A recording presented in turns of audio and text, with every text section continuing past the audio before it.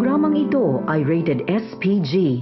Striktong patnubay at gabay ng magulang ang kailangan. Maaaring may masiselang tema, lengguwahe, karahasan, sexual, horror o droga na hindi angkop sa mga bata.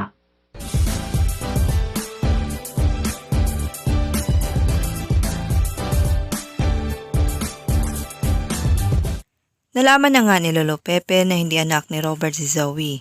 Samantala, sasabihan ni Josa si Lynette na magsama umano sila ng maayos ni Carlos at ibigay niya sa kanya ang lahat ng gusto niya. Nakinig naman si Lynette sa kaibigan at pinagsilbihan ng maayos ang asawa. Nasiyahan naman si Carlos sa pag-aasikaso sa kanya ng asawa. Ayon kay Carlos, gusto niya umano magkaanak na sila para maging ganap sila na pamilya. Sumang-ayon naman si Lynette.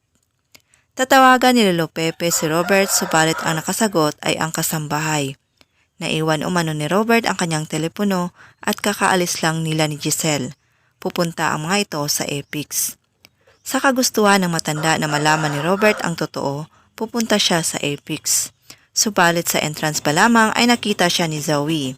Nalaglag ang kanyang dalang result ng DNA at nakita nga ito ni Zoe. Tinanong siya ni Zoe kung sino umano ang kanyang pina-DNA test. Mahadlangan kaya ni Zoe si Lolo Pepe na sabihin ang totoo kay Robert? Or malalaman na ni Robert ang katotohanan? Lahat ng yan ay ating aabangan mamaya sa Abot Kamay na Pangarap. Maraming salamat po sa inyong panonood. God bless.